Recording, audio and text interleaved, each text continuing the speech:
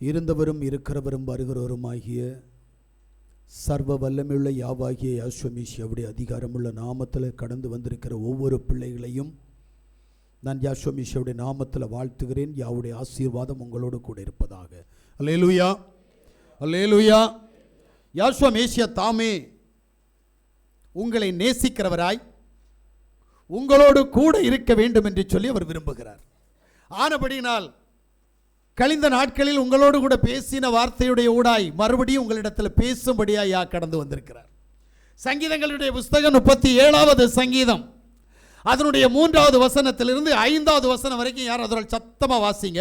யாவை நம்பி நன்மை செய், தேசத்தில் குடியிருந்து சத்தியத்தை மேய்ந்துகொள், யாவிடத்தில் மனமகிழ்ச்சியாயிரு, அவர் உன் இருதயத்தின் வேண்டுதல்களை உனக்கு அருள் செய்வார், உன் வழியை யாவுக்கு ஒப்புவித்து அவர் மேல் நம்பிக்கையாயிரு, அவரை காரியத்தை வாய்க்க பண்ணுவார். ஆமென், அல்லேலூயா.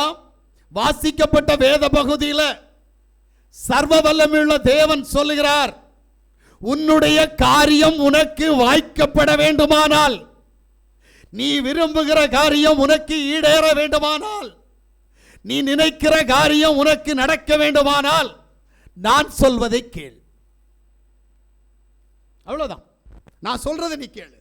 என்ன அப்படின்னா, முதல்ல என்ன நினைத்து நன்மை செய். யாரு? யாவை நினைத்து நன்மை செய்ய வேண்டும். இரண்டாவது, சத்தியத்தை மேய்ந்து கொள்ள வேண்டும். மூன்றாவது, யாவாகிய யாஸ்வமேசியாவிடத்தில் மகிழ்ச்சியாய் இருக்க வேண்டும். நாலாவது, உன்னுடைய வழிகளை யாவாகிய யாஸ்வமேசியாவிடத்தில் ஒப்புவிக்க வேண்டும். அஞ்சாவது, அவர் மேல் நம்பிக்கையாய் இருக்க வேண்டும். அப்ப அவர் உன் காரியத்தை வாய்க்க பண்ணுவார். அல்லேலூயா. Easy concept. அப்புறம் நம்ம ஏன் இல்லாமல் போகிறோம்? இன்னைக்கு நமக்கு ஆசீர்வாதங்கள் இருக்கான்னு கேட்டால் இல்லையே. என்னைக்காவது எங்கேயாவது கொடுத்த வாக்கு தத்தத்தை பிடிச்சிக்கிட்டு இருப்போம். நிச்சயமாகவே நான் உன்னை ஆசீர்வதிக்கவே ஆசீர்வதித்து உன்னை பெருகவே பெருக பண்ணுவேன் என்று சொன்ன வசனத்தில் கையை வச்சு ஜெபம் பண்ணுவோம். என்னைக்கு உன்னை பெருக பண்ணுவார்? ஆபிரகாமையே பெருக பண்ணல, ஆபிரகாமையே ஆசீர்வதிக்கல, ஒன்னு ஆசீர்வதிச்சிருவாரா? உடனே கேட்பீங்க, ஆபிரகாம் ஆசீர்வதிக்கலையா? இல்ல. வானத்து நட்சத்திரத்தை போலவும் கடற்கரை மணலை போலவும் நான் உன்னை ஆசீர்வதிப்பேன், உன் சந்ததியை பெருக பண்ணுவேன் என்று சொன்னையா? அவன் ஆசீர்வதிக்கவே இல்லை. ஏன்? அவன் யாவுக்கு கீழ்ப்படியல்ல. அவன் யாவுக்கு கீழ்ப்படியாமல் நாசியில் சுவாசம் உள்ள மனிதனுக்கு கீழ்ப்படிந்தபடியினால் அவன் அந்த ஆசீர்வாதத்தை சுதந்திரித்துக் கொள்ளவில்லை. என்னைக்கு நாசியில் சுவாசமுள்ள மனிதனுக்கு கீழ்ப்படிவதை நிறுத்திவிட்டு யாவுடைய சத்தத்திற்கு கீழ்ப்படி ஆரம்பித்தானோ அன்னைக்கு அவனை ஆசீர்வதிக்க ஆரம்பித்தார். இதுக்கு கால இடைவெளி 25 வருஷம். அப்போ ஒரு வாக்கு தத்தத்தை பிடிச்சிக்கிட்டு இருந்தா உடனே கொடுத்துருவாரான்னு கேட்டா இல்ல, அதன்படி வாழணும். வாழ்ந்தா கொடுப்பார், நீ வாழலைன்னா உனக்கு கொடுக்க மாட்டார். இதான் உண்மை. அப்ப யாவுடைய சத்தத்தை கேட்டு அவருடைய சத்தத்தின்படி நீ கீழ்ப்படிந்து நடந்தால் அவர் சொன்ன ஆசீர்வாதங்கள் அத்தனை உன்மேல் கடந்து வரும். இன்னைக்கு சொல்றார், யாவாகிய யாஸ்வமேசியாவை நம்பி நன்மை செய். எனக்கு இந்த நன்மைக்குள்ள கடந்து போற நேரம் கழிஞ்ச நாட்களில் நம்ம ஒன்று பார்த்தோம், ஏன் நன்மை தீமையாக மாறினது அப்படின்னு பார்த்தோம். ஆனா இன்னைக்கு யாசுவா என்ன சொல்றார் அப்படின்னா, நன்மை என்றால் என்ன?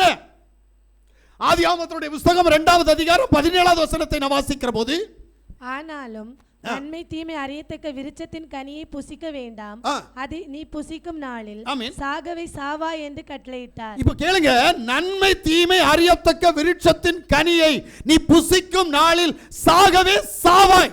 இது ஆதாம் இடத்தில் சொன்ன வார்த்தை. இப்ப ஆதாம வஞ்சிக்க முடியாது என்பதை சாத்தான் அறிந்து ஏவாளை பிடிச்சுக்குவான். ஆதியாகமத்தினுடைய புஸ்தகம் 3வது அதிகாரம் அதனுடைய 5வது வசனத்தை வாசித்தீங்கன்னா, நீங்கள் இதை புசிக்கும் நாளிலே உங்கள் கண்கள் திறக்கப்படும் என்றும், உங்களுடைய கண்கள் திறக்கப்படும் என்றும், நீங்கள் நன்மை தீமை அறிந்து தேவர்களைப் போல் இருப்பீர்கள் என்றும் தேவன் அறிவார் என்றது. நீங்க வசனத்தை கொஞ்சம் நல்லா கேட்டுக்கிடுங்க. முதல்ல சொன்ன வார்த்தை நன்மை தீமை அறியத்தக்க விருட்சத்தை புசிக்காதே, புசித்தால் சாவாய்.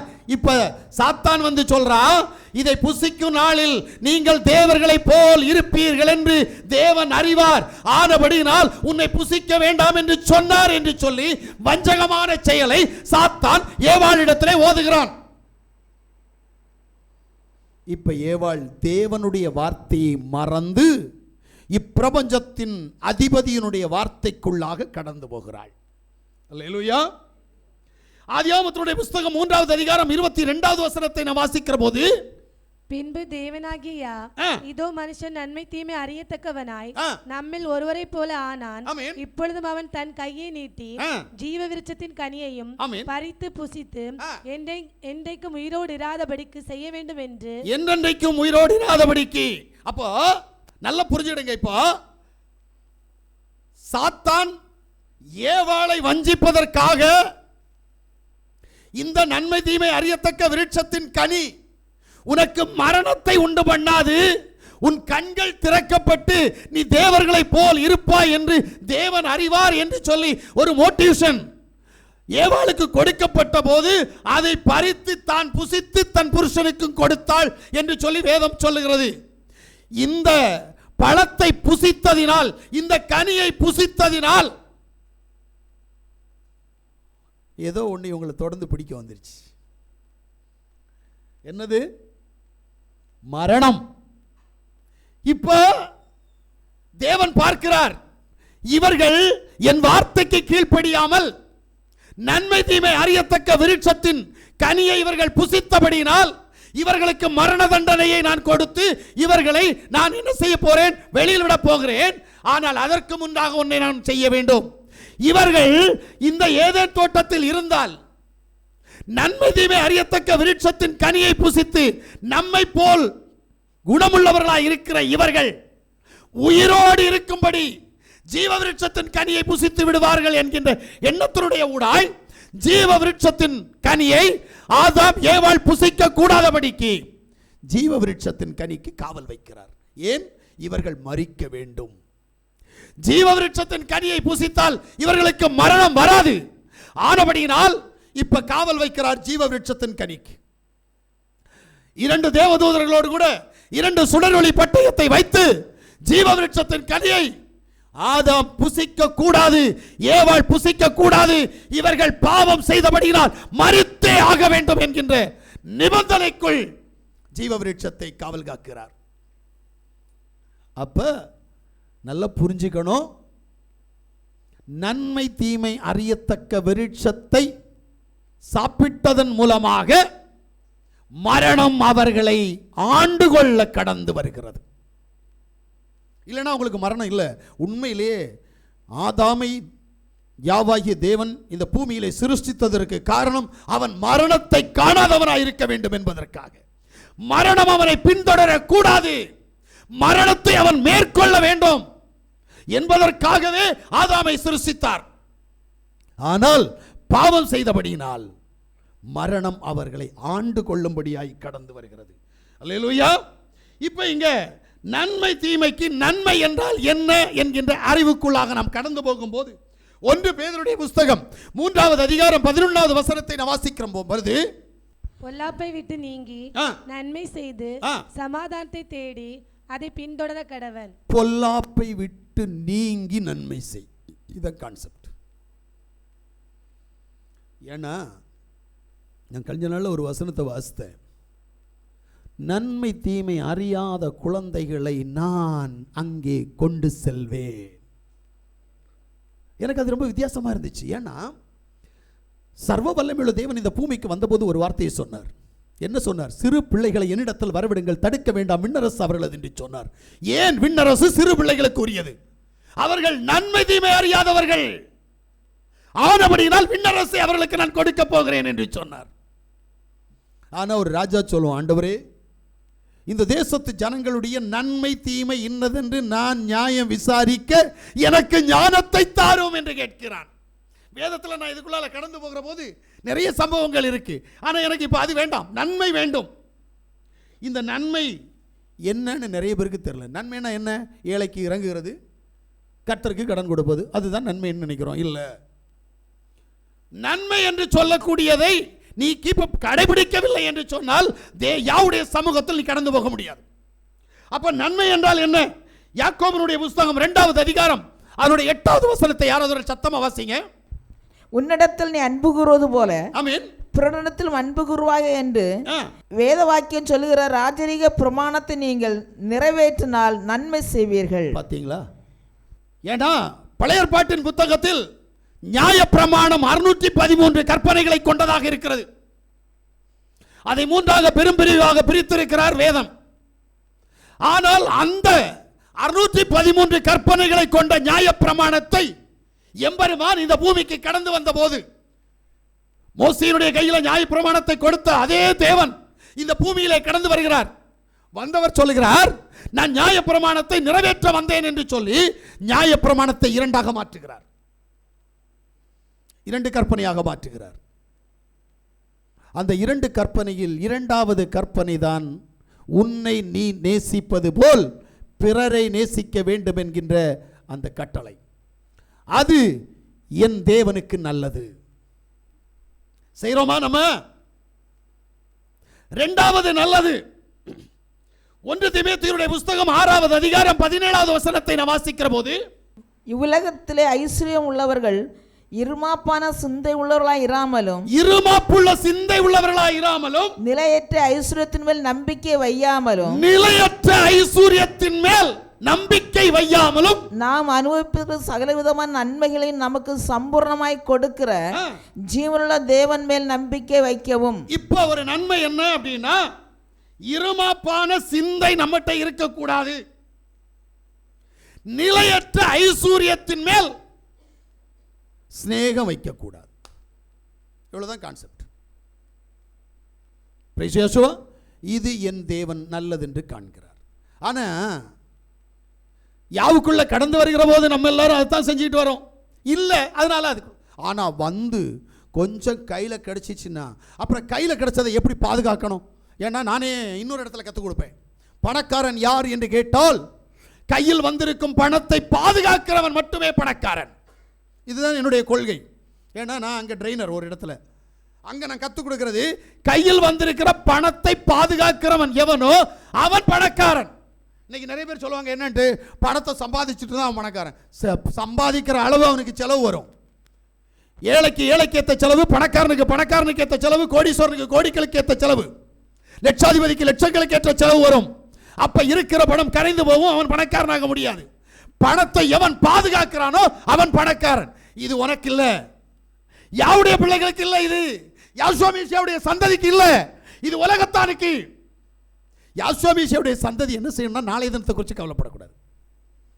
ஆமென். அதனால தான் சொல்றாரு, நீ என்ன செய்யாத, ஐஸ்வர்யத்தின் மேல் நாட்டம் வைக்காத, அது நல்லது. ஆனா நம்ம என்ன செய்வோம், 5 ரூபா வந்தா 10 ரூபாயை சேமிச்சு வைக்க பார்ப்போம். கான்செப்ட் அது பெருசு. ஏன்னா எனக்கு 2 பொம்பளை பிள்ளை இருக்குது, 4 ஆம்பளை பசங்க இருக்குது, அப்போ அவங்களுக்கு நான் சொத்து சேர்த்து வைக்கணும்ல. என்ன உங்க அம்மா அப்பா உனக்கு என்ன சொத்து சேர்த்து வச்சாங்க? கொஞ்சம் யோசிக்கணும். ஏன்னா நீ என்னதான் விசுவாசத்தோடு இருந்தாலும் உனக்கு யாவின் மேல் நம்பிக்கை இல்லை. ஆனபடியால் சொத்து சேர்க்கிற. எனக்கு தெரிஞ்ச விஷயம் என்ன அப்படின்னா, உனக்கு 4 பொம்பளை பிள்ளைகளை கொடுத்தாருன்னு வையேன், அது கன்னியாகுமரி மாவட்டத்தில் கொடுத்தாருன்னு வையேன், அவர் கொடுத்தால் 4 பிள்ளைகளையும் கட்டி கொடுப்பதற்கான வழிவகைகளை என் தேவன் செஞ்சு தருவார். அவர் கைவிட மாட்டார். இதுதான் உண்மை. ஆனா உனக்கு அந்த நம்பிக்கை இல்லை. அதனால ஒன்னு அந்த பக்கமா போட்டு ஒன்னு இந்த பக்கமா போட்டு நான் என்ன செய்யறேன், பேங்க்ல கொஞ்சம் டெபாசிட் பண்றேன், நான் கொஞ்சம் சீட்டு போட்டு அங்க கொஞ்சம் சேர்க்கிறேன்.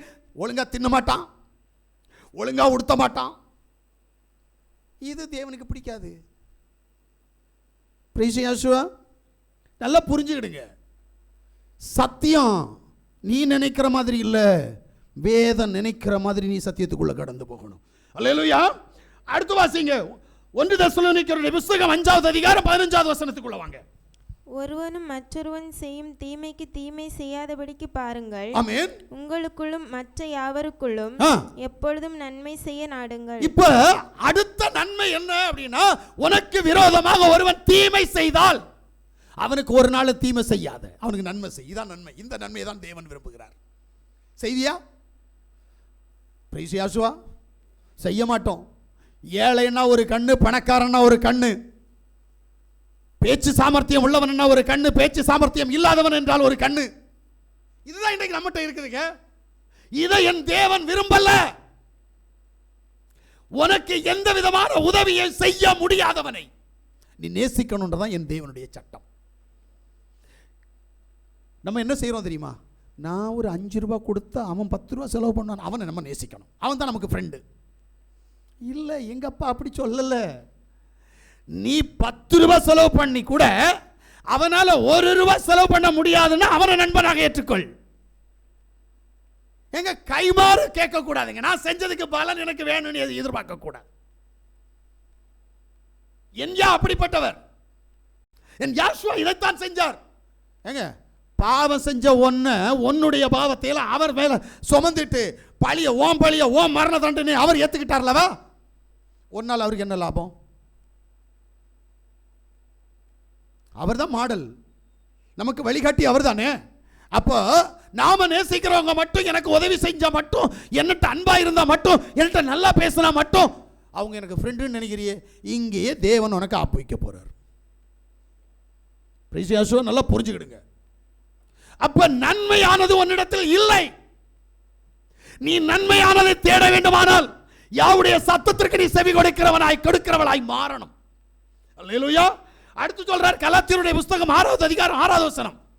மேலும் திருவசனத்தில் உபதேசிக்கப்படுகிறவன் உபதேசிக்கிறவனுக்கு சகல நன்மைகளிலும் பகிர்ந்து கொடுக்க கடவன். நல்லா புரிஞ்சுடுங்க. அடுத்த ஆப்பு ஒன்று வச்சுட்டார். என்ன? உனக்கு யாரு உபதேசிக்கிறானோ அப்படி உபதேசிக்கிறவனுக்கு உன்னுடைய சகல நன்மையிலும் பகிர்ந்து கொடுப்பது உனக்கு நன்மை. அல்லேலூயா. ரோமருடைய புத்தகம் 15வது அதிகாரம் 2வது வசனத்தை வாசித்தா, நம்மில் ஒவ்வொருவனும் பிறனுடைய பக்தி விருத்திக்கு ஏதுவான நன்மை உண்டாகும்படி, இதுதான் ரொம்ப முக்கியங்க, அவனுக்கு பிரியமாய் நடக்க கடவன். ஆமென். நல்லா புரிஞ்சுடுங்க. அடுத்தவனுக்கு பக்தி வைராக்கியம் உண்டாகத்தக்கதாக சாட்சியுள்ள வாழ்க்கை வாழணும். இதுதான் தேவனுக்கு பிடிச்ச நன்மை. அதே இது 14:21 வாசித்தீங்கன்னா, மாம்சம் புசிக்கிறதும் மதுபானம் பண்ணுகிறதும் மற்றதையாலும் செய்கிறதும் உன் சகோதரன் இடத்திற்காவது தவறுகிறதற்காவது பலவீனப்படுகிறதற்காவது ஏதுவாய் இருந்தால் அவைகளில் ஒன்றையும் செய்யாமல் இருப்பதே நன்மையாயிருக்கும். அப்ப ஒன்னால ஒருத்தனுக்கு இடறல் வருகிறது என்று சொன்னால் நீ தீமை செய்கிறாய், நீ நன்மை செய்யல. இதான் கான்செப்ட். எங்க வேதம் நம்ம நினைக்கிற நன்மையெல்லாம் இங்க சொல்லிட்டு இருக்கல. நமக்கு இன்னும் புரியாத காரியத்தை தான் தேவன் நமக்கு விளக்கி கொண்டிருக்கிறார். என்னால் இடறல் யாருக்கு வருகிறது? அப்படி என்றால் நான் யாவுடைய கற்பனைகளை மீறுகிறேன். இடறல் வருகிறது அவனுக்கு நல்லது. ஆனால் இடறல் என் மூலமாக வந்தால் எனக்கு ஐயோ என்று வேதம் சொல்லுகிறது. இப்போ இன்னைக்கு நம்ம எத்தனை பேருக்கு இடறலா இருக்கிறோம்? ஏன் இடறலா இருக்கிறோம்? என்ன காரணம்? இங்க யோசிக்கணும். வாசிங்க எபிரேயருடைய புத்தகம் 13வது அதிகாரம் 16வது வசனத்தை வாசிங்க. அண்டி நன்மை செய்யவும் தான தர்மம் பண்ணவும் மறவாதிருங்கள், இப்படிப்பட்ட பலிகள் மேல் தேவன் பிரியமாய் இருக்கிறார். பாருங்க, நன்மை என்று சொன்னார்ல, இந்த நன்மைக்கு ஏற்ற ஒரு பலி இருக்குதுங்க. அந்த பலி என்னன்னு கேட்டா தான தர்மம். இது தேவனுக்கு நன்மை. நன்மைக்கு ஏற்ற பலியாக 2 பலி தான். ஒன்னு நன்மை, இன்னொன்று தான தர்மம். நன்மைக்கு ஏற்ற பலியாக தான தர்மம் இருக்கிறது. இன்னைக்கு தான தர்மம் செய்யறோமா? பிச்சைக்காரன் வந்தா கொடுப்போம், ஆனா சபை விசுவாசிக்கு ஏதாவது செய்வோமா? தேவன் தொப்புள் கொடி உறவு வச்சிருக்கிறார். இங்க அவன் கஷ்டப்பட்டா, அவன் சாப்பாட்டுக்கு வழி இல்லைன்னா ஏதாவது செய்யறோமா? எனக்கு தெரிஞ்சு நான் இதுக்கு முன்னாடி ஒரு சபையில் இருந்தேன். விசுவாசியா பாஸ்டர் ஆகணும்னு சொல்லி நடந்துட்டு இருந்தேன் என் மேரேஜுக்கு முன்னாடி. அந்த சபையில் கழிஞ்ச நாளில் என்ன அப்படின்னா, இன்கம் டாக்ஸ் ரெய்டு வந்துச்சு. ரெய்டு வந்து செக் பண்ணா பல 1000 கோடி அங்க இருக்குது. பாஸ்டர் கூட்டிட்டு போயிட்டான். எங்க சொல்றேன் அப்படின்னா, சென்னையில் இருக்கக்கூடிய தலைமை சபை, சிபிஎம் தலைமை சபையை பற்றி சொல்லிட்டு இருக்கிறேன். எனக்கு தெரிஞ்சு 3 தடவை அரெஸ்ட் ஆயிட்டாங்க. பல கோடி ரூபாய் இருக்க பணத்தை ஒரு ஏழைக்கு கொடுக்க மாட்டான். ஏழைகிட்டேருந்து புடுங்குவான். நம்ம பக்கத்துல எல்லாம் சிபிஎம் சபை இருந்தா ரொம்ப யோசிப்போம் தெரியுமா, ஐயோப்பா என்ன பரிசுத்தம் தெரியுமா, அங்க என்ன அவர்கள் புருஷனை அறியாதவர்கள், அவர்கள் கணவனை அறியாதவர்கள், அவர்கள் அப்போஸ்தலர்கள், அவர்கள் பரிசுத்தவான்கள். அந்த லட்சணம் எல்லாம் எனக்கு நல்லாவே தெரியும். நான் உள்ளே இருந்து வந்தவன், எனக்கு நல்லாவே தெரியும் அங்கே என்ன பண்ணுறாங்கன்னு. இன்னைக்கு என் கூட பைபிள் காலேஜ் படித்த பையன் இன்னைக்கு அங்கே ஒரு பெரிய பாஸ்டராக இருக்கிறான். அங்கே பைபிள் காலேஜ் படிக்க கூடாது, ஆனால் எனக்கு கூட படித்தவன் அம்மா அப்பாவுடைய தொந்தரவு தாங்க முடியாமல் இங்கே பாஸ்டர் இல்லாமல் சிபிஎம்மில் போய் பாஸ்டர் ஆகிட்டான். அவன் இப்போ இடையில கன்னியாகுமரியில் இருந்தான், இப்போ அந்த சபையில் இருந்து பெரிய ஆளாக இருக்கிறான். இது என்ன வாழ்க்கை? பணத்தை சேர்க்கிறோமே, அந்த பணத்தை எங்கே கொண்டு போகிற? உனக்கு பொண்டாட்டி இல்லை, பிள்ளை இல்லை, எங்கே கொண்டு போக போகிறேன்னு கேட்டால் பதில் கிடையாது. நம்ம இதை சொன்னால் கெட்ட வார்த்தை மேலே கெட்ட வார்த்தை போடுவாங்க. பிரதருக்கு தான் தெரியும், கெட்ட வார்த்தை மேலே கெட்ட வார்த்தை போடுவான். கேட்டால் நாங்கள்லாம் பரிசுத்தவானன்னு சொல்லுவோம். பொம்பளை பிள்ளைகள் பேசுகிற பேச்சை பார்த்தா அதிசயமாக இருக்கும். நீ அப்படி அந்த மோனே இந்த மோனே ஆன மோனே பூனை மோனே எல்லா மோனையும் சொல்லி பேசுவாங்க. கேட்டால் நாங்கள் சிபிஎம், இங்கே வர வெள்ளை சட்டை வெள்ளை போட்டிருப்பாங்க, இங்கே வர வெள்ளை சாரி கொடுத்துருப்பாங்க. ஆமென், பிரைஸ் இயேசுவா. இதல்ல, யாவுக்கு கீழ்ப்படிந்து வாழணும். அப்ப ஊழியத்துக்கு வந்திருக்கிற, ஊழியத்துக்கு வந்த நீ எதுக்கு சொத்து சேர்க்கிற? எதுக்கு? உனக்கு தான் பொண்டாட்டி இல்லை, பிள்ளை இல்லை, அப்புறம் எதுக்கு? பொண்டாட்டி பிள்ளை இருக்கிறவன் சொத்து சேர்த்தாலும் காரணம் உண்டு. ஏன்னா அவன் பிள்ளை ஊழியத்துக்கு வராது, அவன் பிள்ளைக்கு ஏதாவது வச்சிருக்கணும்னு சொல்ல வச்சிருக்கேன், ரைட் விட்டுருக்கேன். தேவன் வைக்கக்கூடாது என்று சொன்னார், நான் அதுக்கு வரல. ஆனா இவன் எதுக்கு வச்சிருக்கிறான்? சிபிஎம் சபையில் பார்த்தீங்கன்னா கோடிக்கணக்கான சொத்து இருக்கும். கீழ்குளம் சபையை பார்த்தீங்கன்னா ஒரு நாள் ஒரு ஐயா சும்மா கொடுத்த இடத்துல ஒரு சபையை கட்டினாங்க. இன்னைக்கு பார்த்தீங்கன்னா ஏக்கர் கணக்கில் சொத்தை வச்சிருக்கிறான். ஏன்? எதுக்கு வச்சிருக்கிற? யோசிக்கிறீங்களா? யோசிக்க மாட்டீங்க. அது பரிசுத்தம். வெள்ளை வஸ்திரம் உடுத்திருந்தா பரிசுத்தம். ஒரு பிசாசை விரட்டி காட்டு பார்ப்போமே. அல்லேலூயா. எனக்கு இப்பதான் ஞாபகம் வருதுக்கு, நம்ம பக்கத்தில் இருக்கிற கிறிஸ்துராஜ் பிரதருடைய அப்பா அங்கே தான் போயிட்டு இருந்தார். இவங்க அப்பாவை பார்த்து தான் ஒரு சம்பவத்தை சொன்னேன். உங்க இந்த மகனுடைய வீட்டில் தங்க முடியல பிசாசு. அப்போ அவர் என்னட்ட சொன்னார், பப்ளிக்கில் சொல்கிறாரு, அதுக்கு கொடுக்க வேண்டியெல்லாம் கொடுத்து விட்டாச்சுல்ல, அது என்ன செய்யும் அப்படின்ட்டு. நான் சொன்னேன், அப்போ அந்த பிசாசு உன் கழுத்தை பிடிச்சிது, உன்னை இழுத்து கொலை செய்ய பார்க்குறது, அது யார்? உங்கள் அப்பனா? பாவம், அந்த மனுஷன் எங்கள் அப்பனோட பெரிய வயசு. ஆனால் அந்த மனுஷனை சபை நடுவில் அப்படி தான் கேட்க தோணுச்சு. ஏங்க இதை கேட்ட உடனே ஓடி போய் கூட்டிட்டு மருமகளை கூட்டிகிட்டு வந்துட்டாரு. கிறிஸ்துராஜுடைய மனைவியை கூட்டிகிட்டு வந்துட்டாரு. அன்னைக்கு தான் மாட்டோம். அன்னைக்குல இவர் மாட்டலை, அந்த மதம் மாட்டினாங்க, அதுக்கு பிறகு தான் இவர் மாட்டினாரு. ஆனால் உண்மை வந்தவங்ககிட்ட சொன்ன வார்த்தை என்ன தெரியுமா? இந்த நாமத்தில் இந்த சத்தியத்தில் இருக்கிற வரைக்கும் உன் பாரம்பரிய கட்டாய பிசாசு ஜீவனை எடுக்காது. அன்னைக்கு கொடுத்த வாக்குறுதி இன்னைக்கு வரைக்கும் என் தேவன் காப்பாற்றி கொண்டிருக்கிறார். அல்லேலூயா. ஆனா அவங்க குடும்பத்துல சந்ததியே கிடையாதுங்க. ஐயா உண்மைதானே? அங்கங்க அடிச்சு தூக்கிட்டு போயிட்டே இருந்துச்சு. இந்த பையனுக்கு என்னெல்லாமோ நடந்துச்சு. ஆனா என் தேவன் அவனையும் காப்பாற்றி வச்சிருக்கிறார். இது சிபிஎம்ல நடக்குமான்னு கேட்டா நடக்காது. ஏன்னா பிசாசுக்கு மேல அதிகாரம் செலுத்த அவங்களுக்கு அதிகாரம் இல்லை. கேட்டா பரிசுத்தவான் சொல்லுவாங்க. சரி, நம்ம அங்கே விட்டு இங்க வந்துருவோமே. இங்க என்ன நடக்குது அப்படின்னா, பிலிப்பியருடைய புத்தகம் 1வது அதிகாரம் 23வது வசனத்தை வாசித்தீங்கன்னா, ஏனெனில் இவ்விரண்டினாலும் நான் நெருக்கப்படுகிறேன், தேகத்தை விட்டு பிரிந்து மேசியாவுடனே கூட இருக்க எனக்கு ஆசை உண்டு, அது அதிக நன்மையாய். அது எனக்கு அதிக நன்மை. என்ன? இப்ப நன்மையை பார்த்தோம். இப்ப அதிக நன்மை என்ன? இந்த தேகத்தை விட்டு பிரிந்து உள்ளான மனுஷன் மேசியாவோடு கூட இருப்பது எனக்கு அதிக நன்மை.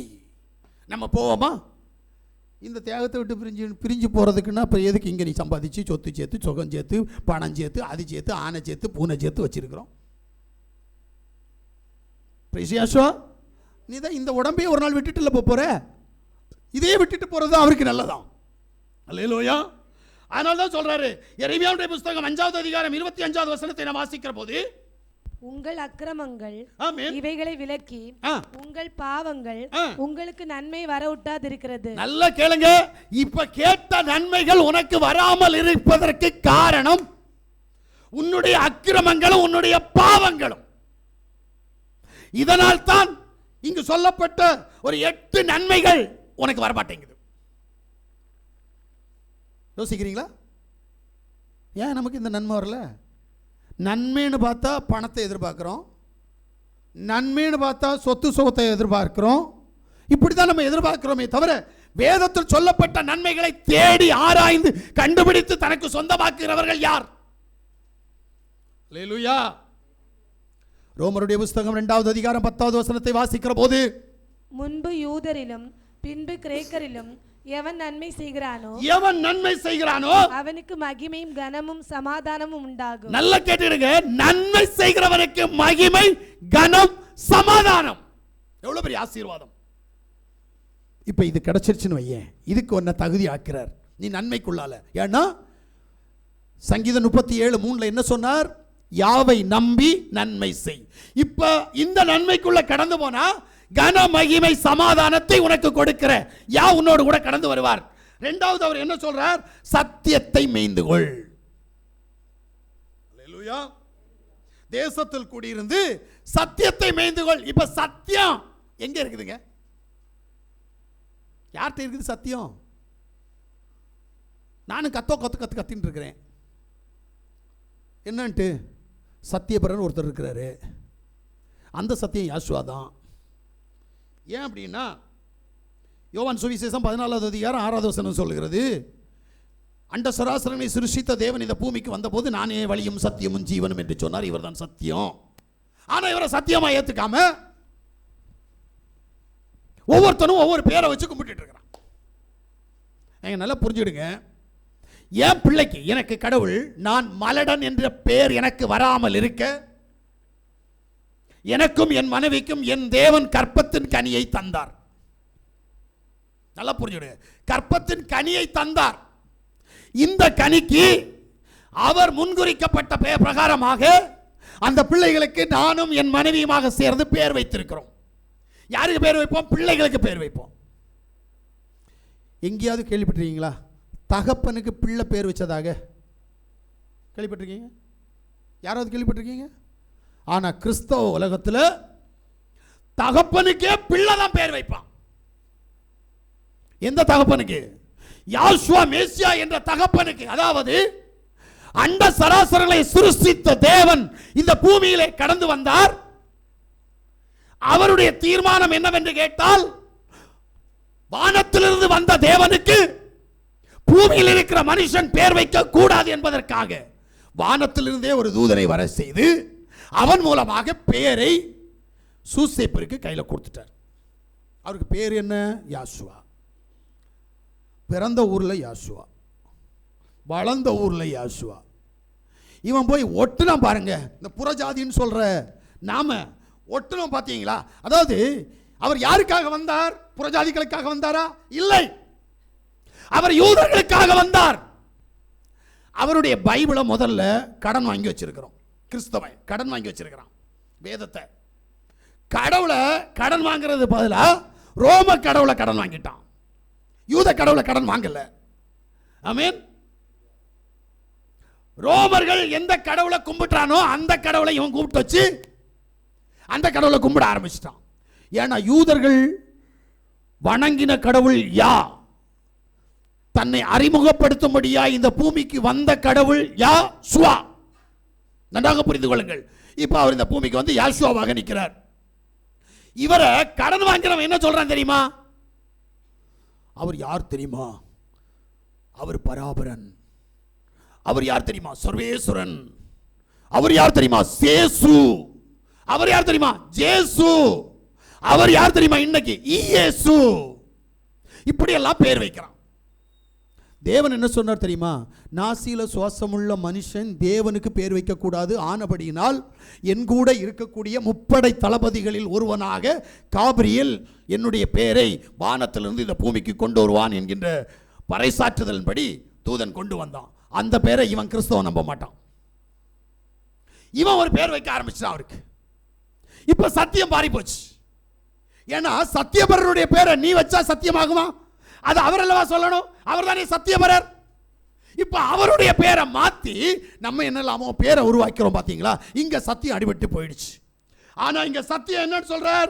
யோவான் சுவிசேஷம் 1வது அதிகாரம் 1வது வசனத்தையும் 14வது வசனத்தையும் வாசித்து பாருங்க. ஆதியிலே வார்த்தை இருந்தது. ஆதியிலே வார்த்தை இருந்தது. அந்த வார்த்தை தேவனிடத்தில் இருந்தது. அந்த வார்த்தை தேவனிடத்தில் இருந்தது. அந்த வார்த்தை தேவனாய் இருந்தது. இப்ப வார்த்தை தேவன். நன்றாக புரிந்து கொள்ளுங்கள். ஆதியிலே வார்த்தை இருந்தது. அந்த வார்த்தை தான் தேவன். இன்னொரு தேவன் இல்ல, வார்த்தை தான் தேவன். இப்ப இந்த வார்த்தை 14வது வசனத்தின்படி அந்த வார்த்தை மாம்சமாகி கிருபையினாலும் சத்தியத்தினாலும் நிறைந்தவராய் நமக்குள்ளே வாசம் பண்ணினார். முடிஞ்சிச்சா? இவன் சொல்லுவான், யெகோவாகிய கடவுள் மேலே இருக்கிறார், இயேசுவாகிய கடவுள் கீழே இருக்கிறார். யார் சொல்றா? ஒன்லி ஜீசஸ் காரன் சொல்லுவான். ஏன்னா நானும் அங்கே இருந்துட்டு வந்தவன், எனக்கு அந்த அனுபவம் நல்லா தெரியும்.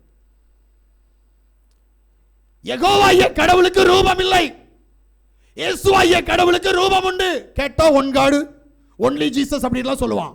இங்க ஒன்லி ஜீசஸா? ஜீசஸுக்கு அப்பா ஒருத்தர் இருக்கிறார்ல யெகோவான்னு, அப்ப அவரை மறக்கணும்ல, மறக்க மாட்டான். அப்ப 2 கடவுள் ஆச்சுல்ல, திருத்துவக்காரனுக்கு 3 கடவுள், இவனுக்கு 2 கடவுள். ஆனா இந்த வேதத்தில் ஒரே ஒரு கடவுள் தான் உண்டு. இந்த வேதம் என்ன சொல்லுகிறது என்று கேட்டால், ஆதியிலே சர்வ வல்லமையுள்ள தேவன் இந்த பூமியை சிருஷ்டிப்பதற்காக யாவாக கடந்து வருகிறார். இஸ்ரவேலர்களின் அடிமைத்தனத்திலிருந்து அவர்களை மீட்க யாவாகிய தேவன் யாவாக போகிறார். மோசேயின் மூலமாக போய் அவருடைய அடிமைத்தனத்திலிருந்து மீட்டுக் கொண்டு வருகிறார். இப்ப புறஜாதிகளை பாவத்திலிருந்து மீட்க, அங்க அடிமைத்தனம், இங்க பாவ அடிமைத்தனம். யெகோவாக வருகிறார். மொத்தத்தில் கடவுள் யார்? யா. இவன் நம்ப மாட்டான். ஆனா அல்லேலூயா அல்லேலூயா அல்லேலூயான்னு கத்திட்டு கிடப்பான். அல்லேலூயா அர்த்தம் தெரியாது. ஆங்கிலத்தில் மொழிபெயர்த்தால் அல்லேலூயாவை பிரைஸ் தி லார்ட்னுவான். பார்த்தீங்க? அப்ப யா எங்க போனாருன்னு மறந்து போச்சு. இப்ப தமிழ்ல மொழிபெயர்த்தா கர்த்தருக்கு ஸ்தோத்திரம், அப்ப யா எங்க போனார்? இல்ல தேவனுக்கு மகிமை உண்டாதாக, யா எங்க? யாவாகிய தேவனை மகிமைப்படுத்து. இதுதான் டைரக்ட் மொழி. சரியா ஆன்சர் பண்ணா யாவ் அல்லேலூயா, யாவாகிய தேவனை மகிமைப்படுத்து, இவ்வளவுதான் இருக்கு. இதுக்கு நீ எதுக்கு இங்கிலீஷ்ல போய் டிரான்ஸ்லேஷன் பண்ற, தமிழ்ல போய் மொழிபெயர்த்து பார்க்கிற? அப்ப யா மறைஞ்சிருவாரு. இப்ப மறைஞ்சு போனதுனால சத்தியம் வெளிப்படவில்லை. சத்தியத்தை தேடுறவனுக்கு சத்தியம் கிடைக்காது, ஏன்னா தேவன் இல்லையே. ஆமென்.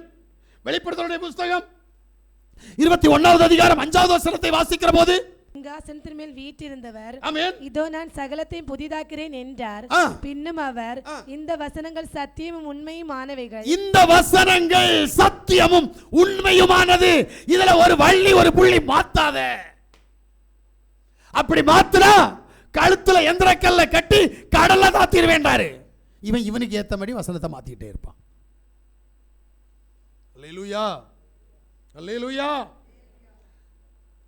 ஏசாயா 26வது அதிகாரம் அதனுடைய 2வது வசனத்தை வாசிக்கிற போது, சத்தியத்தை கைக்கொண்டு வருகிற நீதி உள்ள ஜாதி உள்ளே பிரவேசிப்பதற்காக வாசல்களை திறவுங்கள். ஆமென். சத்தியத்தை கைக்கொண்டு வருகிற, சத்தியமே இல்லாதவன் எங்க போறான்? இங்க தான் கிடக்க போறான். இப்போ உண்ட சத்தியம் இருக்கா? சத்தியம் இருக்கணும்னா சத்தியபரர் இருக்கணும். சத்தியவான் எவனும் என் சத்தம் கேட்கிறான் என்று சொன்னார். சத்தியத்தையும் அறிவீர்கள், சத்தியம் உங்களை விடுதலையாக்கும் என்று சொன்னார். இப்ப சத்தியமே தெரியாது. ஐயா, கழிஞ்ச நாள்ல என்ன ரொம்ப தெரிஞ்ச ஒரு மனுஷர் அங்கே நிற்கிறார். நான் அவரை பார்க்கல. திடீர்னு அவர் என்னை பார்த்து கூப்பிடுறாரு, முராய்சன் அப்படின்னு கூப்பிட்டாரு. என்னடா என்ன முராய்சன் கூப்பிடுறது யாருன்னு திரும்பி பார்த்தா எனக்கு வேண்டப்பட்ட ஒரு மனுஷன். அவர் சொல்றார், ஒன்றை நான் கலிஸ்தன் கூப்பிட மாட்டேன், ஆள் இருந்துச்சுன்னா கலிஸ்தன் தான் கூப்பிடுவேன். ஆளுங்க யாரும் இல்லை, ஒன்றை நான் முராய்சன் தான் கூப்பிடுவேன். எனக்கு முராய்சன்ற பேர் தான் பிடிக்கும். ரைட், நான் முராய்சன் சொன்ன திரும்பி பார்த்தேன், நான் இல்லைன்னு சொல்லலை. ஆனால் அந்த பேரில் எனக்கு அதிகாரம் இல்லை. என்னுடைய பேர் முராய்சன், பிரேரா, கலிஸ்தராஜ், கிறிஸ்துராஜ், இப்படி எனக்கு பல பேர் இருக்கு. ஆனா அதிகாரமுள்ள பெயர் கலிஸ்தராஜ். பேங்க்ல போனா நான் சிக்னேச்சர் பண்ணணும்னா கலிஸ்தராஜ் என்ற பேர்ல சைன் பண்ணணும். பாஸ்போர்ட் வேணும்னா கலிஸ்தராஜ் என்ற பேர்ல சைன் பண்ணணும். எனக்கே இக்கதி. ஆனால் அப்ப அவருக்கு அவருடைய வல்லமை உள்ள நாமம் என்ன? அந்த நாமத்தை நீ மாத்தி கொண்டு வந்த உடனே நீ அவருக்கு அப்பனா மாறு, எனக்கு வேண்டாம், எனக்கு பிரச்சனை இல்லை. ஆனா நீ வைக்கிற பேரெல்லாம் பவர்ஃபுல் நேமா அப்படின்னு கேட்டா இல்ல. வானத்தின் கீழும் பூமியின் மேலும் எல்லா முழங்கால்களும் முடங்கும்படியாய் கொடுக்கப்பட்ட நாமம் நீ சொல்றதான் கேட்டா இல்ல, அது யாசுவா என்ற நாமம். அல்லேலூயா. லூக்கா 24:47 நீங்கள் வாசித்தீங்கன்னா, அன்றியும் மனம் திரும்புதலும் பாவ மன்னிப்பும் எருசலேம் தொடங்கி சகல தேசத்தாருக்கும் அவருடைய நாமத்தில் பிரசங்கம் பண்ண வேண்டும் என்று சொல்லி அவரே சொன்னார். அவர் சொன்ன பிறகு நீ எதுக்கு மாத்திர? சகல தேசத்தாருக்கும் ஒரு நாமம் சொல்லப்படணும். தெரியுமா உங்களுக்கு? நான் பார்க்குறேன், அமெரிக்கா போனால் ஜீசஸ்ன்றான், தமிழ்நாட்டுக்கு வந்தால் இயேசுன்றான், ரோமாபுரிக்கு போனால் ஈசுன்றான், எருசலேம் யூதா ஜனங்கள்கிட்ட போனால் யாஷுவான்றான். என்ன நடக்குது? அப்போ சத்தியம் எப்படி வேலை செய்யும்? சத்தியம் குழி தோண்டி புதைக்கப்படுகிறது. அதனால தான் உனக்கு எனக்கு விடுதலை இல்லை. எத்தனை வருஷம் சபைக்கு போனாலும் ரட்சிப்பு என்பது இல்லை. அது இல்லைன்னு சொல்ல முடியாது. ஏன்னா சபையில் போனா போதுமே, ஞானஸ்தானம் எடுத்தா போதும், அவன் ரட்சிக்கப்பட்டுட்டான்னு கற்றுக் கொடுத்துருவானுங்க. நம்ம பார்த்தே கேட்பான், நம்மளை பார்த்து கேட்பாங்க, சிஸ்டர் சிஸ்டர், பிரதர் பிரதர், நீங்கள் சபைக்கு போகிறீங்க, ரட்சிக்கப்பட்டீங்களா? நம்ம மக்கள் கொஞ்சம் உஷாராகவே சொல்லுவாங்க, நாங்கள் இன்னும் ரட்சிக்கப்பட்டு முடியல, ரட்சிப்பின் பாதையில் கடந்து. அப்போ நீங்கள் ரட்சிக்கவே படலையா? தொலைஞ்சு போ. இவனுக்கு ஒரு வசனம் தெரியாது. என்ன வசனம்? முடிவு பரியந்த நிலைத்து நிற்பவனே ரட்சிக்கப்படுவான். இது தெரியாது. பிள்ளை பேற்றினால் ரட்சிக்கப்படுவாய். உடனே ஸ்திரீகள் எல்லாம், அது எந்த மதமாக இருந்தாலும் சரி, எந்த மார்க்கமாக இருந்தாலும் கவலை இல்லை, பிள்ளை பேற்றினால் அவள் ரட்சிக்கப்பட்டாச்சு, அவளுக்கு பரலோகம் தான். இப்படிப்பட்ட உபதேசத்தில் வரவனுங்க அவங்க. பைபிள் அப்படி சொல்லல. ரட்சிப்பின் படிக்கட்டில் கடந்து போகணும். பிள்ளை பேற்றினால் வரக்கூடிய ரட்சிப்பு 10 மாசம் கஷ்டப்பட்டா தெரியுமா? அவ வேதனைப்பட்டா தெரியுமா? பிள்ளை அங்கிட்டு ஒரு இடி இடிச்சது, இங்கிட்டு ஒரு சவுட்டு சட்டுச்சு, பார்த்தீங்களா? அப்போ வலிக்குதுனால அந்த வலியிலிருந்து ஒரு விடுதலை தான் ரட்சிப்பு. இல்லாம இங்கிருந்து மறுரூபமாய் அங்க போற ரட்சிப்பு இல்ல. இது இவனுக்கு தெரியல. இதுக்கு சத்தியத்தின் பாதையில முடிவு பரியந்தம் நிலைச்சு நிக்கணும். அப்படிப்பட்ட சத்தியத்தை அறிகிற அனுபவம் இருக்கா? அதனால தான் சொல்றாரு நீதிமொழி 23:23. அப்படிதான் நினைக்கிறேன். சத்தியத்தை வாங்கு, அதை விற்காதே, அப்படியே ஞானத்தையும் உபதேசத்தையும் புத்தியும் வாங்கு. இன்னைக்கு நம்ம சத்தியத்தை வாங்க மாட்டோம் தெரியுமா? யார் சத்தியத்தை வாங்குறது? காசு கொடுத்து விலை கொடுத்து சத்தியத்தை வாங்கணும். நம்ம வாங்குறோமா? சத்தியம் தானே, அது வரும், பாப்போம். கிடைக்காதுங்க. எங்க சத்தியம் வந்தா நீ விடுதலைக்கப்படுவ. சத்தியம் உன்னிடத்தில் வந்துருச்சு அப்படின்னா நீ கட்டப்பட்டிருக்கிற சகல கட்டுகளிலிருந்து உனக்கு விடுதலை உண்டு. சத்தியத்தை அறிவீர்கள், சத்தியம் உன்னை விடுதலை ஆக்கும். இது வேதம். சத்தியத்தை வாங்க மாட்டோம், அப்ப விடுதலை இல்லை. காசு செலவு பண்ணி வாங்கணுங்க. செலவு பண்ணாம வாங்க முடியாது. இன்புட் இல்லைன்னா அவுட்புட் இல்லை. நீ எதையாவது ஒன்றை இழந்தால் தான் இன்னொன்றை பெற்றுக்கொள்ள முடியும். அப்ப என்ன செய்யணும்? காசை கொடுத்து வாங்கணும். இந்த அனுபவத்துக்குள்ள போகணும். பிரைஸ் யாசுவா போக மாட்டான், அப்ப சத்தியம் கிடைக்காது. அல்லேலூயா. அடுத்து சத்தியத்துக்குள்ள கடந்து போறவன், சத்தியத்தை மேய்ந்து கொள்ளுகிறவன் என்ன செய்யணும்? யாவிடத்தில் மனமகிழ்ச்சியா இருக்கணும், சந்தோஷமா இருக்கு. என்ன நடந்தாலும், ஆபத்து நடந்தாலும் சந்தோஷமா இருக்கணும், பிரச்சனை நடந்தாலும் சந்தோஷமா இருக்கணும், போராட்டம் வந்தாலும் சந்தோஷமா இருக்கணும். அப்பதான் அது ஒன்ன ஜெயிக்காது, நீ ஜெயிப்ப. ஏன்னா நமக்கு ஒரு பிரச்சனை வந்தோடனே என்ன செய்யறோம்? துக்க முகத்தோடு இருப்போம். ஒரு போராட்டம் வந்த உடனே தெரியும் முகத்தில், அகத்தின் அழகு முகத்தில் தெரிகிற மாதிரி அப்படி இருப்போம். உடனே அர்த்தம் வந்து கேட்போம், சிஸ்டர் பிரதர் உங்களுக்கு என்னாச்சு? நீங்க ரொம்ப மனவேதனையோடு இருக்கிறீங்க, என்னாச்சு? ஏன்னா இவன் அகத்தில் உள்ளதை முகத்தில் காட்டிடுவான். காட்டாத. இந்த உபத்திரவப்படுவது நல்லதுன்னு யோசிக்கணும். நான் உபத்திரவப்பட்டது நல்லது, ஆகையால் உம்முடைய பிரமாணங்களை கற்றுக்கொண்டேன். போராட்டம் வர்றது நல்லதுன்னு நினைக்கணும். ஒன்று தெரியுமா? நான் உங்கள்கிட்ட சொன்னேன்ல, என் வீட்டு ரூமுக்குள்ளால சாமிக்கு கொடுக்குறதெல்லாம் அந்த வாசனை வந்துச்சு அப்படின்ட்டு எங்கள் வீட்டம்மா சொல்லிட்டு எங்கள் வீட்டம்மா ஒதுங்கிட்டாங்க. எனக்கு தூக்கம் வராது. இவன் எதுக்குடா என் வீட்டுக்குள்ளே வந்தான்? இவனை என்ன செய்யணும்? நான் வீடு ஃபுல்லாக சுற்றி சுற்றி சுற்றி சுற்றி யாசுவா மீஷாவுடைய ரத்தத்தின் வல்லமைக்காக போராடிட்டு இருக்கிறேன். உண்மை சொல்கிறேன், நேற்று ராத்திரி வரைக்கும் எனக்கு அதான் வேலை. ஏன்? போராட்டம் வந்ததுனால தானே ஜெபிக்க முடிஞ்சிச்சு. பார்த்தே இல்லம்மா? ஆமாம், என் பொண்டாட்டி பார்த்து சிரிச்சிருப்பா, ஆகா போராட்டம் வந்தால் எங்கள் வீட்டுக்காரர் நல்லா ஜெபம் பண்ணுவார், பரவாயில்லையே அப்படின்னு கூட நினச்சிருக்கலாம். உண்மை. போராட்டம் வந்த போது சோர்ந்து போய் இருக்க கூடாது. போராட்டம் வருகிற போது நீ ஜெபிக்க கற்றுக்கொள்ளணும், சந்தோஷப்பட்டு களி கூற கற்றுக்கொள்ளணும். முடியுமா? நீ செய்யல, அதனால தான் உன்னை உபத்திரம் ஒன்ன அமைக்கி வச்சுட்டு இருக்கிறது காரணம் தான். நீ அடிமைப்பட்டு இருப்பதற்கு காரணம் நீ போராட்டத்தின் உச்சகட்டத்தில் உனக்கு போராட்டம் உன்னை தூக்கி தலையில வச்சு அமுக்கிக்கிட்டு இருக்கு. பாத்தியா? எதுக்கு தெரியுமா? நீ சோர்ந்து போய் எனக்கு பிசாசு போராட்டம், எனக்கு பிரச்சனை மேல பிரச்சனை, கடன் தொல்லைனால என்னால வாழ முடியல, நான் என்ன செத்து தொலைஞ்சு செத்து தான் போவேன். உன் வாயின் வார்த்தையின்படி உனக்கு ஆக கடவுது. மக்களே, நீங்க நினைக்கிற மாதிரி இல்லை. நீ என்ன நினைக்கிற அது உனக்கு நடக்கும். செத்து தொலைஞ்சு போக மாட்டேனா? கண்டிப்பா தூக்கு கயிறை போட்டு தான் ஆகணும். உனக்கு இல்ல மாத்திரை வாங்கித்தான் ஆகணும். அப்ப அதுக்கு மாறா இப்ப யோசிக்கணும். எனக்கு பிரச்சனை வந்தது நல்லது, நான் ஜெபிக்க போகிறேன், நான் உபவாசிக்க போகிறேன். இந்த பிரச்சனையை ஜெயிக்காம அடுத்த வேலை எனக்கு இல்ல, நான் ஜெயிச்சே ஆகணும். போராடி பாரு, என்ன நடக்கும்? வந்த பிரச்சனை துண்ட காணும் துணியை காணும் ஓடும். ஒன்ன சேதப்படுத்தாது. நீ கொடுக்கிற இடத்தினால தான் அது ஒன்ன மோதி அடிக்குது. இதை நீங்க முதல்ல புரியணும். நான் என் வாழ்க்கையை பார்த்ததை உங்கள்கிட்ட சொல்லுவேன். பிரிசியசுவா, ஒழுங்கா ஜெபம் பண்ணா நீ ஜெயிப்ப. நீ ஒழுங்கா ஜெபம் பண்ண மாட்டேங்கிற, என்ன பண்றது? போராட தெரியல, அதனால தான் சிக்கல். வேதம் சொல்லுது, சத்தியத்தை மேய்ந்து கொண்ட நீ யாவுக்குள் மகிழ்ச்சியா இருக்கணும். அப்ப என்ன பிரச்சனை வந்தாலும் மகிழ்ச்சியா தான் இருக்கணும். நமக்கு மகிழ்ச்சியே இல்லை. நமக்கு பிரச்சனை மேல பிரச்சனை வருது. ஐயோ நான் என்ன பண்ணுவேன்? கண்டக்காய் கிடைக்குமா கத்தரிக்காய் கிடைக்குமா? இதைத்தான் யோசிச்சுட்டு இருப்போம். கண்டக்காய் என்னன்னு தெரியுங்களா? தெரியாதோ? அது கிடைக்குமா இல்லை கத்திரிக்காய் கிடைக்குமா? எதையாவது ஒன்றை வாங்கி தின்னு தொலைக்கணுமே அப்படின்னு யோசிப்போம். ஒன்றும் இல்லைனா ஒரு மலம் கயராவது கிடைக்குமா? எதுக்கு இந்த பேலை? உன்னை இதுக்கு இல்லை, நீ மாய்த்து கொள்ளும்படியாக தேவன் உனக்கு பிரச்சனையை அனுமதிக்கல. நீ அவருடைய பிள்ளையாக மாற வேண்டும் என்பதற்காக சாத்தான் கொடுக்கிற பிரச்சனையை அனுமதித்தார். உனக்கு இது புரியல, என்ன பண்றது? ஆமென். அதனால்தான் சொல்றாரு சங்கீதம் 37:4 வாசிங்க. யாவிடத்தில் மனமகிழ்ச்சியாயிரு. நல்ல கேளுங்க. யாவிடத்தில் மனமகிழ்ச்சியாயிரு. அவர் உன் இருதயத்தின் வேண்டுதல்களை உனக்கு அருள் செய்வார். துக்கத்தோடு இருந்தா உன் இருதயத்தின் வேண்டுதல் கேட்கப்படாது. உனக்கு பிரச்சனை வந்ததா, இருதயத்தில் சந்தோஷமாயிரு. தேவன் உன்னுடைய பிரச்சனையை மாற்றுவார். அல்லேலூயா. எசேக்கியேலுடைய புத்தகம் 58:14 வாசிங்க.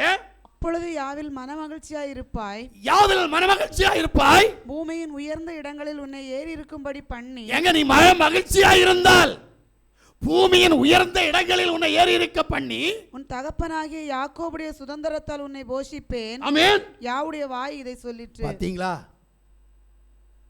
நமக்கு தான் துக்கத்தோடையில் இருப்போம். யாருக்காவது ஒரு 5 லட்சம் ரூபாய் கடன் வந்துச்சு, தொலைஞ்சு.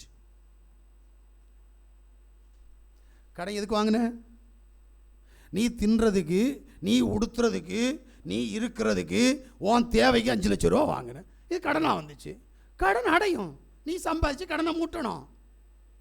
இதுக்கு எதுக்கு துக்கம்? இதுக்கு எதுக்கு பிரச்சனை?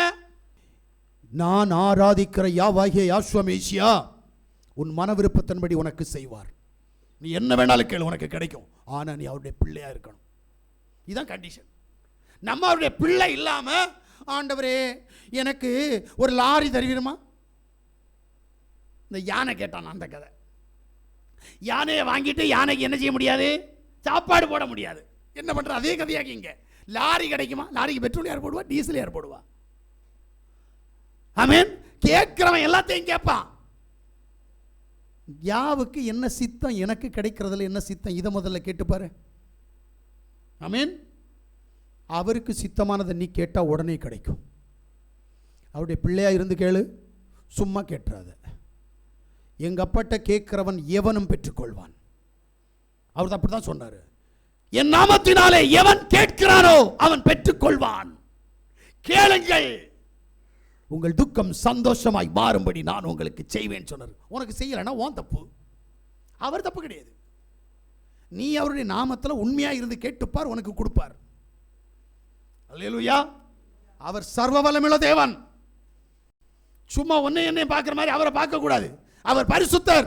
பரிசுத்த தேவனை எப்படி பார்க்கணும்? பரிசுத்தமா போய் பார்க்கணும். நம்ம பரிசுத்தமா பார்க்க மாட்டோம். இந்த பல்லு தேய்க்காம இருக்கிறவர் இருந்தவர் வருகிறவருமாகிய சர்வவல்லமை யாவை யாசு. இங்க ஊத்த நாத்தம், இந்த ஊத்த நாத்தத்தை வச்சாக்க அவரை துதிக்க போற. அவர் உனக்கு தருவாரா? தூக்க கலக்கம், கண்ணா அப்படி இருக்கும், மயங்கி கீழே விழுந்துருவா மாதிரி இருப்பான். அப்பதான் இருக்கிறவரும் இருந்தவரும் வருகிறவருமாகிய சர்வ வல்லமையுள்ள யாவாய சமேஷாவே உமக்கு ஸ்தோத்திரம். சித்தவங்க வித்திர கொடுக்குற மாதிரி எப்படி உன் ஜெபத்தை கேட்பாரு எங்கப்பா? இல்ல, அப்ப நீ மாறணும். உனக்கு நன்மை உண்டாக வேண்டுமானால் நீ மாறணும். எங்க அப்பா நல்லா தான் இருக்கிறாரு, அவர் மாற தேவையில்லை. அவர் சொல்லியும் செய்யாதிருப்பாரோ, அவர் வசனித்தும் நிறைவேறாமல் இருக்குமோ என்கின்ற கேள்வி அவர் எழுப்பியுள்ளார். அவர் சொன்னா செய்வார். ஆனா நீ கேட்கறது தகுதி உள்ளவனா கேட்குறியா? அல்லேலூயா. புரியலையா உங்களுக்கு? நம்ம மாறணும். நம்ம மாறினா, உண்மை சொல்றேன், காலையில் வார நேரம் நான் எப்படி வந்தேன்னு எனக்கு தான் தெரியும். ராத்திரி 2 மணிக்கு பிறகு நான் பட்ட பாடு எனக்கு தெரியும். பாருங்க, என்ன ஒன்றும் தெரியல, நல்லா தான் நிற்கிறேன். எங்க அப்பா பக்கத்தில் வந்தா அவ்வளோதான், முடிஞ்சு போச்சு. ஒன்றும் இல்லை, இங்கே உட்கார்ந்துருந்த நேரம் அவ்வளோ கஷ்டத்தோடு தான் இருந்தேன். இப்போ நான் நல்லா தான் இருக்கிறேன். புரியல? ஏன்? நான் எங்க அப்பனை நம்புறேன். அவர் சர்வ வல்லமையுள்ள தேவன் நம்புறேன். அவரை நம்புற ஒருவன் வெட்கப்பட்டு போக மாட்டான். அல்லேலூயா. பிலிப்பியருடைய புத்தகம் 4வது அதிகாரம் 4வது வசனத்தை வாசிங்க. யாவுக்குள் எப்பொழுதும் சந்தோஷமாயிருங்கள். நல்ல கேங்க, இதைத்தான் திருப்பி திருப்பி சொல்லிட்டு இருக்கிறாரு. யாவுக்குள் எப்போதும் சந்தோஷமாயிருங்கள். சந்தோஷமாயிருங்கள் என்று மறுபடியும் சொல்லுகிறேன். மறுபடியும் சொல்றேன். ஆனா நம்ம சந்தோஷமா இருக்க மாட்டோம்ல. தேவை வந்தா ஐயோ டென்ஷன் எப்படி வரும் தெரியுமா? தேவைக்காகத்தான் வாழ்ந்துகிட்டு இருக்கிறோமே தவிர யாவாகிய யாஸ்வமேசியுடைய பிள்ளையாக வாழ்ற தகுதி நமக்கு வரல. பிள்ளையாய் வாழ்ந்தால் எந்த பெரிய பிரச்சனை வந்தாலும் இதை மாற்ற என் தேவனால் முடியும் என்கிற நம்பிக்கை இருக்கும். அல்லேலூயா. அது பிசாசா இருக்கட்டு, அது பணப்பிரச்சனையா இருக்கட்டு, அது எந்த பிரச்சனையா இருந்தாலும் சரி, பிரச்சனைகளை மாற்றி நீ சந்தோஷத்தினுடைய ஊடாய் கடந்து போவாய். அல்லேலூயா.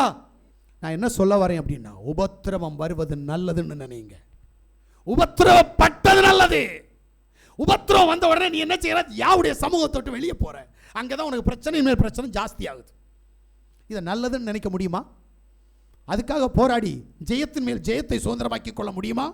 அதைத்தான் யா உன்னிடத்தில் கேட்கிற காரியம். நீ அதுக்குள்ள போக மாட்டேங்கிற. இப்ப சொல்றார், யாவிடத்தில் மகிழ்ச்சியா இருக்கிற நீ உன் வழிகளை யாவுக்கு ஒப்புவிக்கணும். யாவுடைய சமூகத்தில் எதையும் மறைக்காத. நம்ம வேலையே இதுதான். நம்மளை பற்றி மறைச்சிருவோம், நம்ம பிள்ளைகளை பற்றி மறைச்சிருவோம், நம்ம புருஷனை பற்றி மறைச்சிருவோம், நம்ம பொண்டாட்டியை பற்றி மறைச்சிருவோம். அவருக்கு ஒன்றுமே தெரியாதா? ஏங்க, உனக்கு நடக்கிறது அத்தனையும் அவர் பார்த்து கொண்டிருக்கிறார். அல்லேலூயா. உன்னிட்ட என்ன எழுதி இருக்கிறாரோ அந்த எழுத்தை நீ என்னைக்கு மிஸ்யூஸ் பண்றையோ அன்னைக்கே உனக்கு ஆசீர்வாதத்தில் கல் வச்சிருவாரு. இதான் உண்மை. ஐயோ, கடவுள் தந்த பாரத்தை எப்படி நான் சுமக்கிறது? ஆனபடினால கடவுளுடைய சமூகத்தை விட்டு நான் என்ன செய்ய போறேன்? இந்த பாரத்தை மாற்றி வைக்க போறேன். உனக்கு யாவுடைய ராஜ்யம் உனக்கு என்ன பாடுபட்டாலும் கிடைக்காது, கிடைக்காது. அதனாலதான் சொல்றாரு, ஆதியாகமத்தினுடைய புத்தகம் 6வது அதிகாரம் 12வது வசனத்தை வாசித்தீங்கன்னா, தேவன் பூமியை பார்த்தார், இதோ அது சீர்கெட்டதா இருந்தது, மாம்சமான யாவரும் பூமியின் மேல் தங்கள் வழியை கெடுத்துக் கொண்டிருந்தார்கள். பாத்தீங்களா? மாம்சமான யாவரும் தங்களுடைய வழிகளை கெடுத்துக் கொள்கிற அனுபவம் அது நம்மகிட்ட இருக்கு. யார் நமக்கு என்ன செய்யலைன்னா, கெட்டு போறதற்கான வழியை அவர் நமக்கு தரமாட்டார். உபத்திரவம் வந்தது நாம் அதிலிருந்து தப்பி வர்றதுக்கு, கெட்டு போறதுக்கு இல்லை. ஆனா நாமளே கெட்டு போவோம். அல்லேலூயா. எப்படி இந்த கெட்டு போற காரணம் எப்படி அப்படின்னா, ஆதியாகமத்தினுடைய புத்தகம் 6வது அதிகாரம் 3வது வசனத்திலிருந்து வாசிங்க.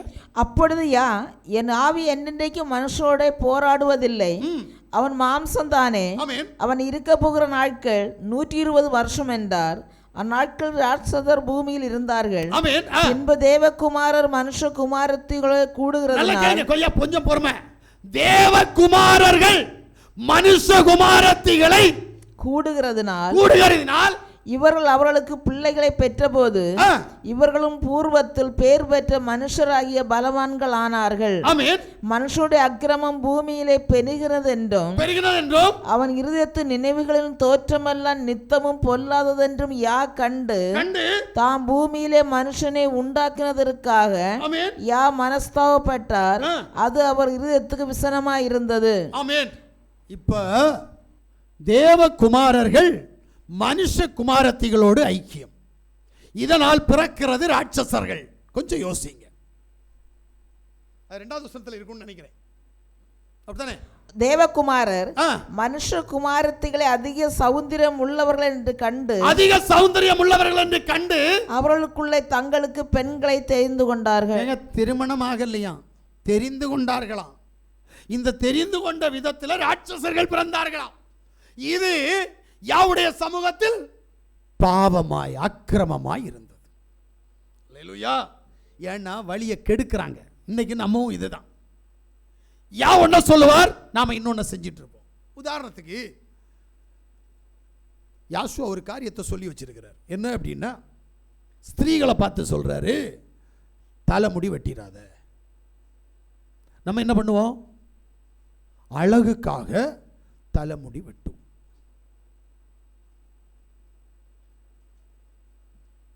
இப்ப தேவன் நமக்கு பொல்லாப்பை அனுப்புவார். ஐயோ, நான் கடவுளை ஆராதிச்சுட்டு இருக்கிறேன், கடவுள் எனக்கு இப்படி பொல்லாப்பை தந்துட்டார். நீ செஞ்சதுக்கு பலன்.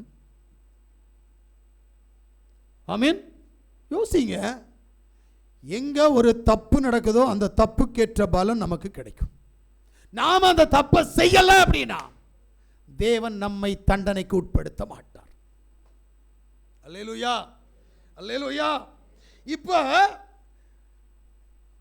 லேவியராகமம் 26வது அதிகாரம் 22வது வசனத்தை வாசிக்கிற போது, உங்களுக்குள்ளே வெளியின் துஷ்ட மிருகங்களை வரவிடுவேன், அவைகள் உங்களை பிள்ளையற்றவர்களாக்கி உங்கள் மிருக ஜீவன்களை அழித்து உங்களை குறைந்து போக பண்ணும், உங்கள் வழிகள் பாழாய் கிடக்கும். இப்போ உங்க வழி பாழாய் இருக்கிறதுனால துஷ்ட மிருகங்களை உனக்குள்ள அனுப்பும்.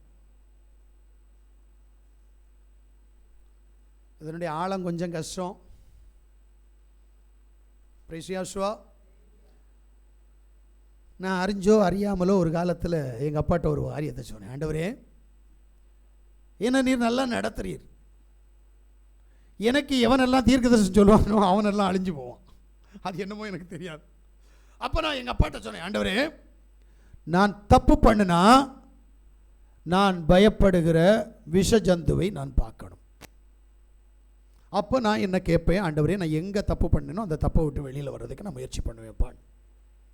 உண்மை சொல்கிறேன், நான் இந்த காரியத்தை சொன்ன பிறகு நான் அந்த விஷஜந்தை பார்ப்பதில்லை. நல்லா புரிஞ்சுடுங்க. இந்த வீட்டுக்கு பக்கத்தில் ஒரு குளம் இருந்துச்சு. அந்த குளத்தில் இப்படித்தான் நிற்கும். இந்த வீடு கட்டுறதுக்கு முன்னாடி இப்படி நிற்கும் ரெண்டு. ஆனால் என்னைக்கு யாவுடைய சமூகத்தில் இந்த வார்த்தையை சொன்னனோ அதுக்கப்புறம் நான் பார்க்கணுன்னா கொஞ்சம் கஷ்டம். யா அப்படி நடத்துவாருங்க, நம்பு. பிரிசியாசுவா, நான் இருக்கிற வரைக்கும் இந்த வீட்டுக்குள்ளால ஒரு விஷஜந்து கூட வராது. ஏன்னா எனக்கு எங்கள் அப்பாவுக்குள்ள ஒப்பந்தம்.